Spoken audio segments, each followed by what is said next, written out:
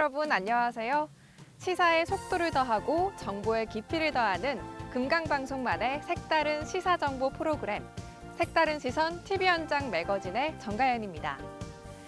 최근 전북 익산에는 아파트 건축에 대한 붐이 일면서 신축 공사 현장이 늘어나고 있습니다. 이런 가운데 송악동 아파트 옆에 위치한 다세대 빌라 주민들은 발파 공사로 인한 소음과 비산먼지, 주택의 균열 등을 호소하며 건설사와 갈등을 빚고 있습니다. 이슈 현장에서 취재했습니다. 현장 미니 인터뷰에서는 지난 30여 년간 미용 분야에서 탁월한 재능을 발휘해 군산시 명장으로 선정된 김정미 원장과 삶에 대한 진솔한 이야기 나눠봤습니다. 드론이 바라본 힐링 명소는 우리나라 최북단에 위치한 익산시 웅포면 동화산 기슭의 차나무 군락지를 아름다운 드론의 영상으로 만나볼 수 있습니다. 색다른 시선 TV 현장 매거진 지금 출발합니다.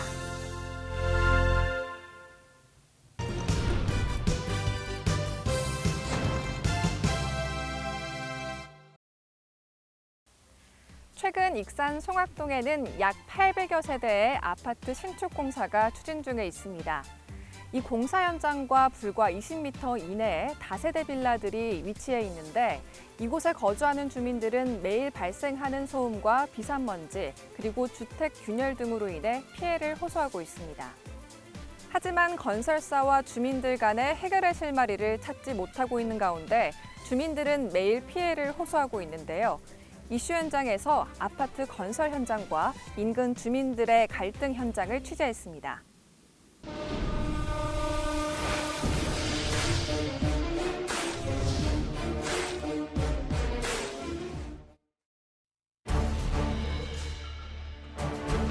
신규 아파트 공사가 진행되고 있는 전북 익산의 송악동 아파트 신축 공사 현장.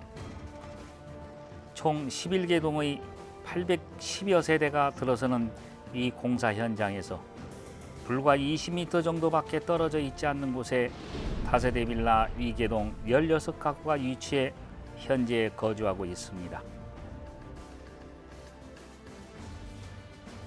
한때 평화롭게 생활했던 마을 주민들은 올해 초 아파트 신축 공사가 진행되면서 일상생활에 불편을 느끼기 시작했다고 합니다.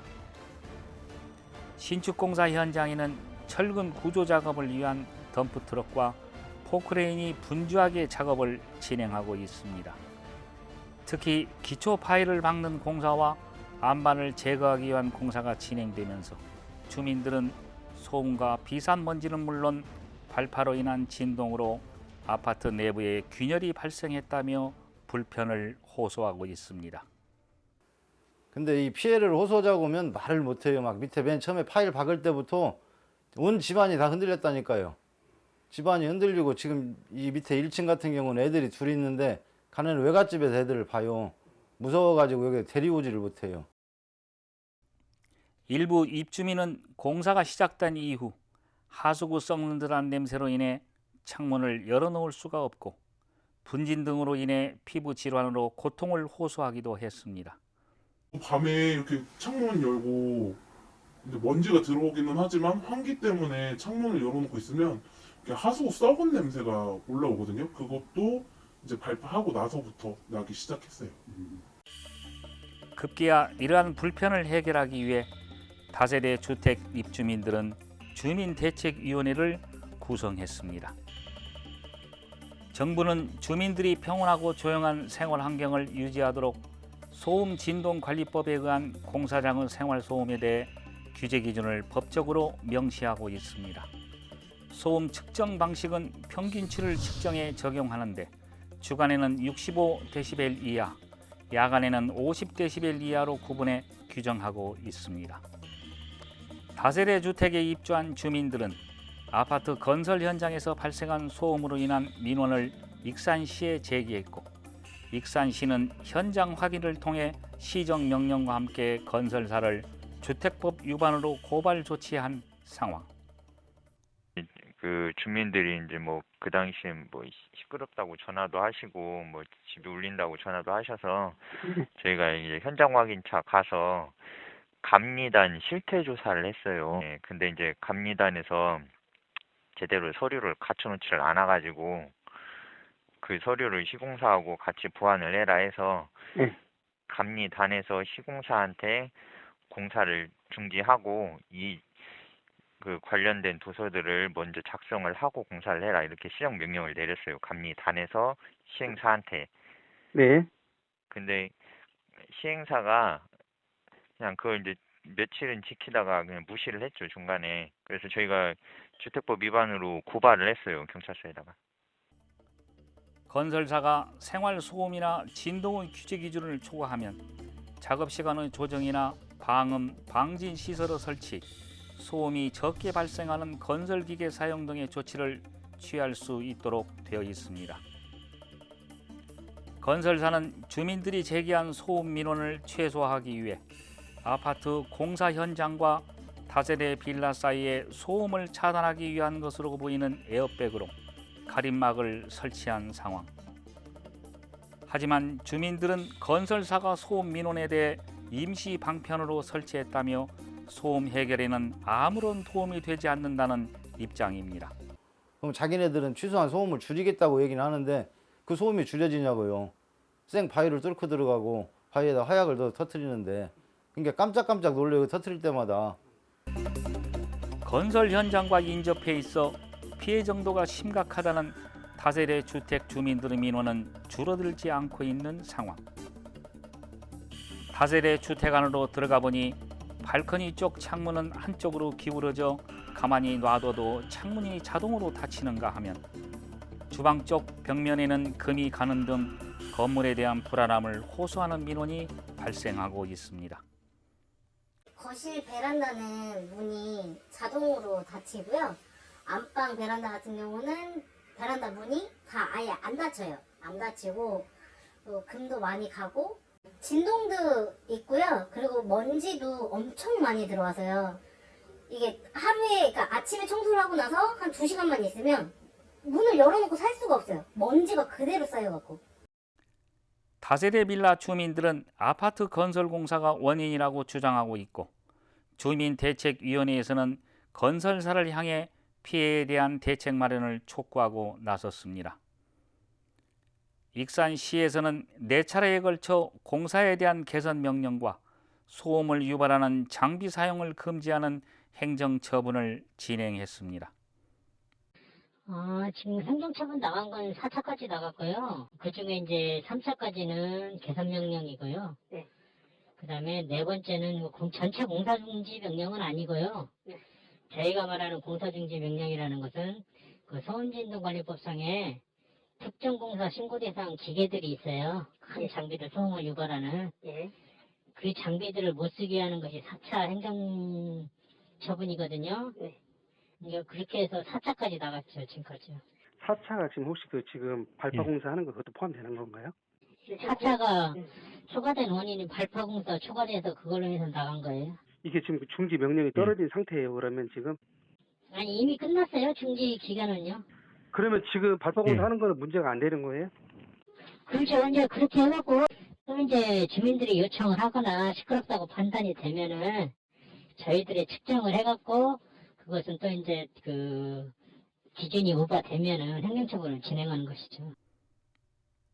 아파트 건설사는 다세대 주택 주민들의 의견이 취합되면 피해에 대한 협의를 진행하겠다는 입장입니다. 정확한 거를 주셔라. 우리는 뭐 매각 의사도 있고 매입 의사도 있고 그다음에 또 일부는 그 16세대가 전부 다 뭐 매각을 원하시는 분이 없을 수도 있잖아요. 리모델링이라든가 아니면 집에 대한 뭐 하자에 대한 보수라든가 뭐 이런 그런 걸 좀 정해서 좀 단일된 의견을 주셔라.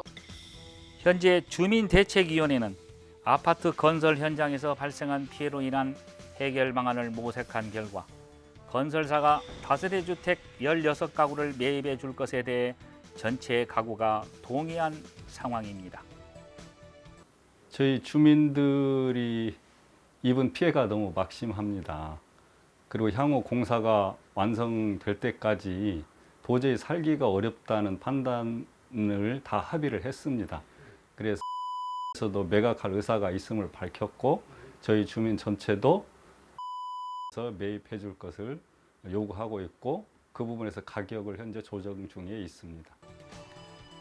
건설사가 주민들의 동의를 받아줄 경우 주택 매입을 위한 보상가가 관건, 건설사는 주민대책위원회에서 현실적인 가격을 제시할 경우 협의를 통해 풀어나가겠다는 입장입니다.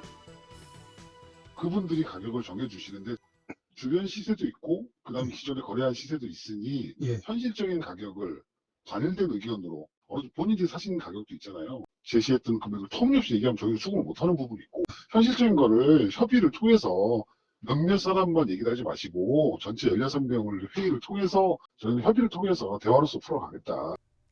다세대 주택 주민들과 건설사 측에서 처음 만났을 때 건설사 측에서 현재 국토교통부의 실거래가와 현재 시세를 기준으로 제시한 1억 원과 8,700만 원은 현실적으로 전세도 살 수 없는 금액이라며 수용할 수 없다는 입장을 밝힌 바 있습니다. 금액적인 부분은 이제 초창기에 저희가 제시한 게 아니라 이제 실거래가 내역이 그 정도 나온다고 제가 한 게 아니라 이제 최초에 이제 그 협의했던 분이 얘기를 한 것 같더라고요. 하지만 건설사 측에서는 터무니없이 높은 가격을 제시하거나 현재 실거래가와 가격 차이가 발생할 경우 협의점을 찾기는 쉽지 않아 보이는 반면 주민들은 이사를 위한 실질적인 대책 마련을 요구하고 있습니다. 근데 매입가가요 너무 커요. 돈 뭐 1억 준다고 그러고 8,700 준다고 그러니까 저희 32평 살다가 돈 1억 받아갖고 어디가 전세도 못 살아요. 월세 살아야 돼요. 앞으로도 한 3년이라는 시간이 남았어요. 공사 끝나려면. 그 3년 동안 그 고통을 우리가 어떻게 당하고 사냐고요. 현재 건설사는 아파트 신축 공사가 진행 중인 상황에서 다세대 주택을 매입한다 해도 토지 매입 단계가 아니기 때문에 아파트 신축에는 도움이 되지 못하며 향후 임대로 전환한다는 입장입니다. 토지 매입 단계 샀으면 저희가 이제 이걸 더 넓혀서 뭐 세대수가 늘어나시는 부분도 있고 이런 거 부분도 지금 현재는 그게 딱 그거 별도되어 있는 부분을 지금 저희가 사봤죠. 저희 똑같이 임대밖에 못 나요. 수리를 해서. 익산시는 신규 아파트 공급 정책을 통해 도심 지역의 활성화와 인구 유입을 위한 주거복지 정책을 추진하고 있습니다. 오는 2026년까지 2만 2천 세대를 공급할 예정인 익산시. 지역사회에서 벌어지는 분쟁과 갈등은 서로 이해하고 양보하면 협의점을 찾을 수 있는 방안이 도출될 수 있습니다.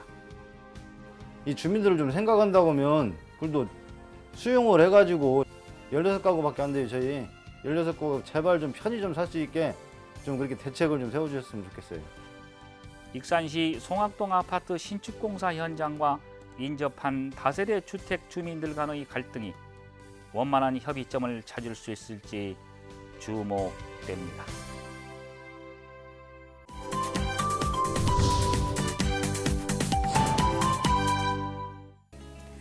군산시가 전문 분야에서 탁월한 재능을 갖춘 사람을 발굴해 숙련 기술인들의 명예를 드높이고 지역 산업의 경쟁력을 높이기 위해 명장을 발굴하고 있습니다. 오늘 현장 미니 인터뷰에서는 임의용 분야에서 경력 30년의 인정을 받아 명장으로 선정된 김정미 원장과 미용 산업과 관련된 삶의 진솔한 이야기 나눠보겠습니다.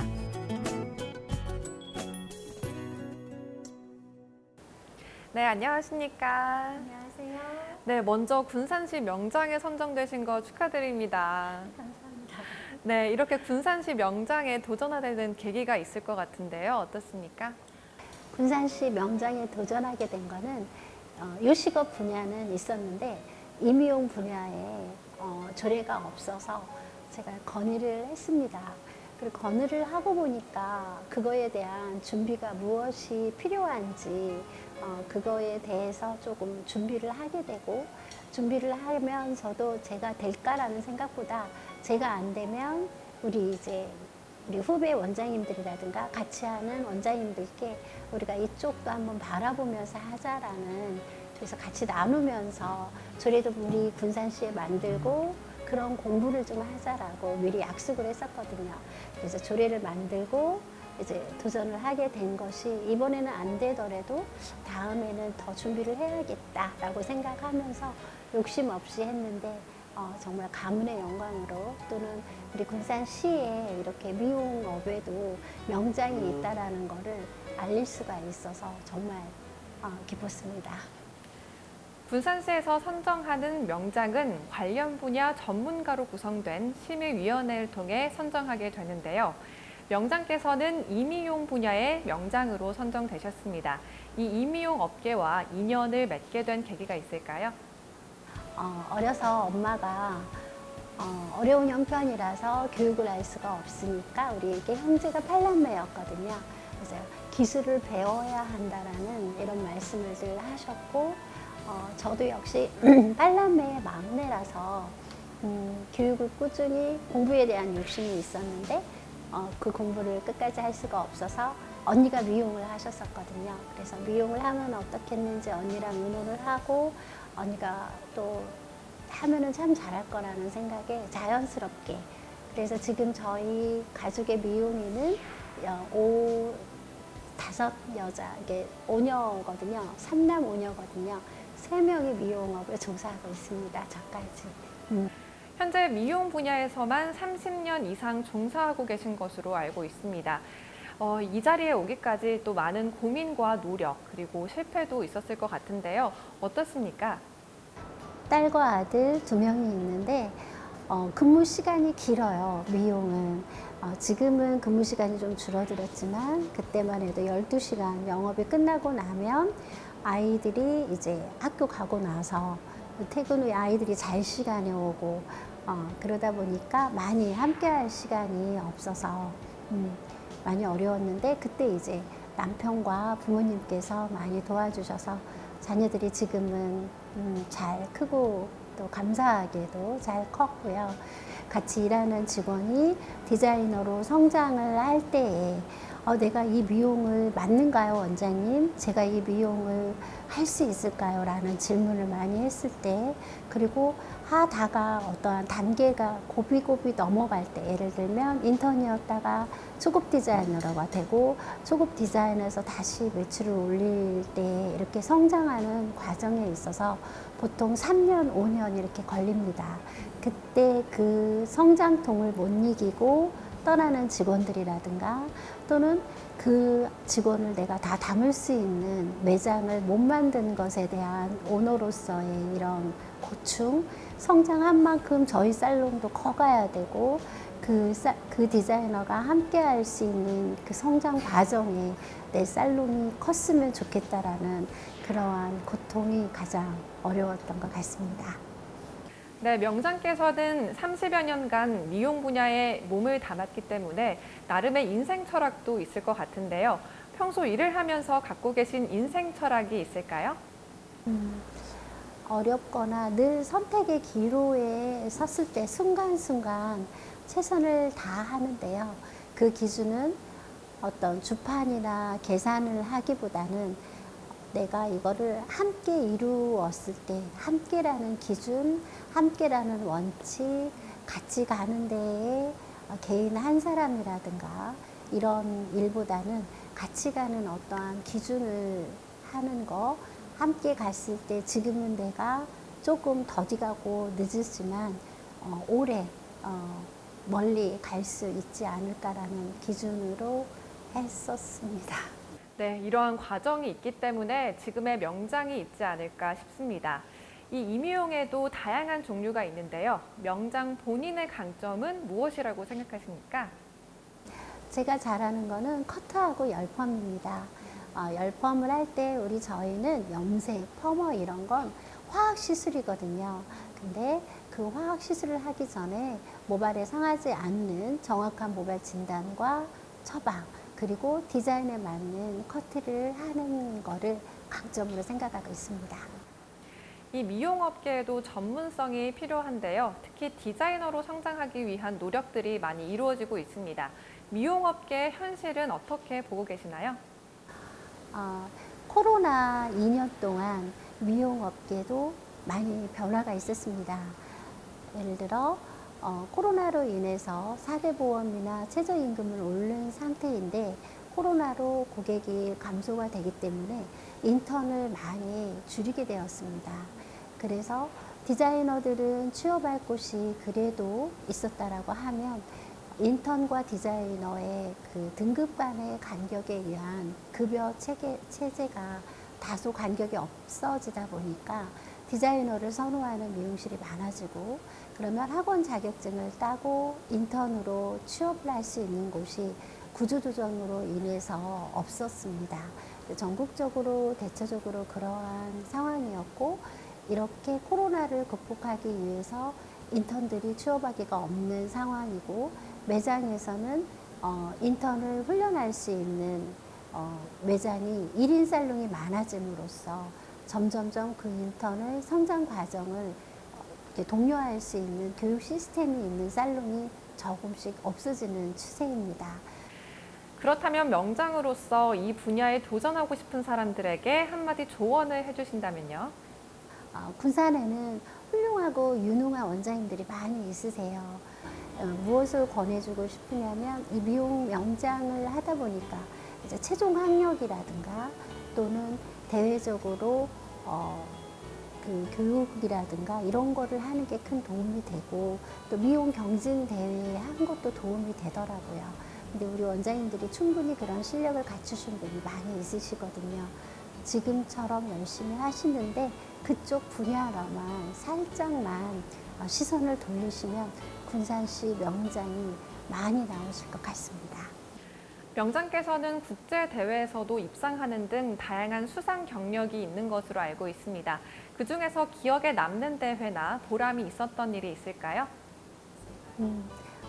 작년 21년에 CMC CAT라는 세계 미용 경진대회에 나가서 여성 커머셜 부분이 1위가 되었어요.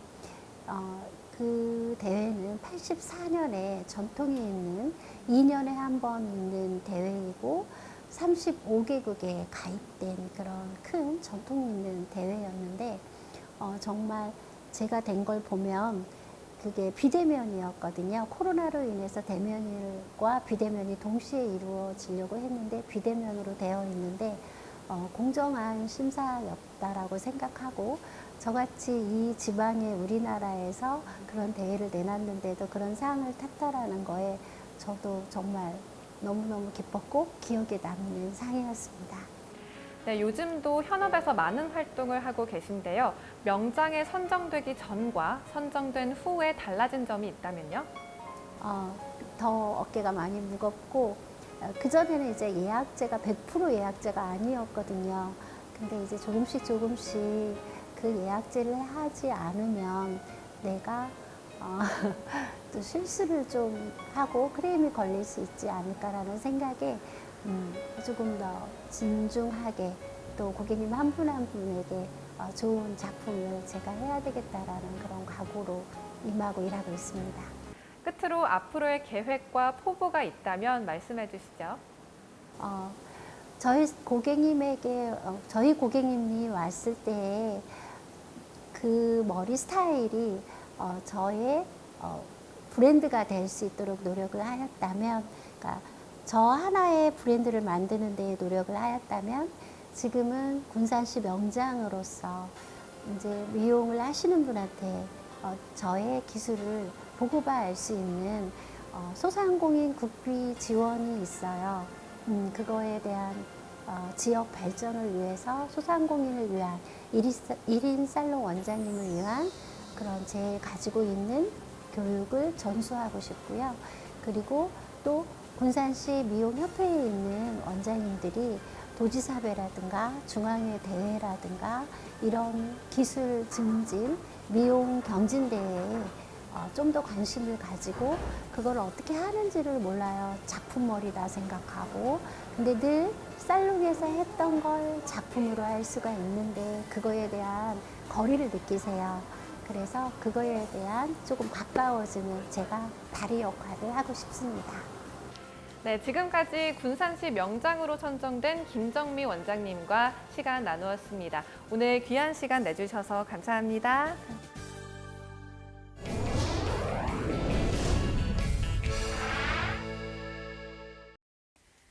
드론이 바라본 힐링 명소는 해발 220m의 봉화산 기슭에 소나무 숲과 대나무 숲 사이로 30년 이상 된 차나무가 자라고 있습니다. 특히 이곳은 우리나라 최북단의 자리에 군락지를 형성하고 있으면서 실록의 자태를 뽐내고 있는데요. 익산시 웅포면 봉화산 끼슥의 차나무 군락지를 아름다운 드론의 영상으로 소개합니다.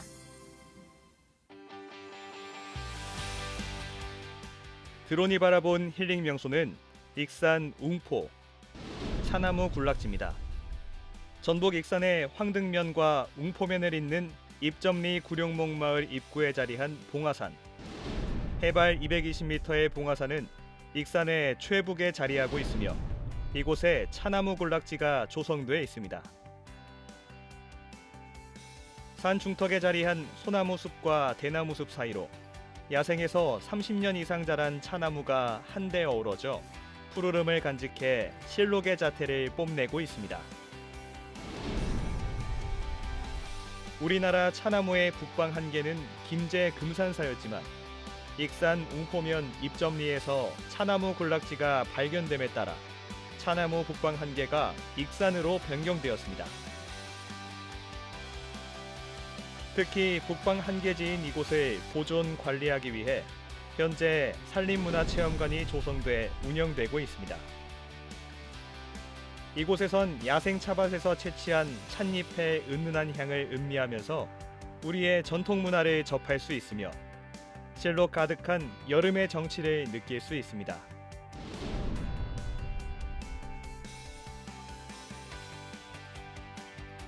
익산시는 북방 한계인 차나무 군락지와 지역의 한이대를 연계해 건강을 증진할 수 있는 치유의 숲 조성을 추진하고 있습니다. 실록의 계절에 혼자 마시면 마음이 정갈해지고 함께 마시면 마음이 넉넉해진다는 익산 최북단에 자리한 웅포 차반 여행을 통해 차 한 잔의 여유를 느껴보는 건 어떨까요?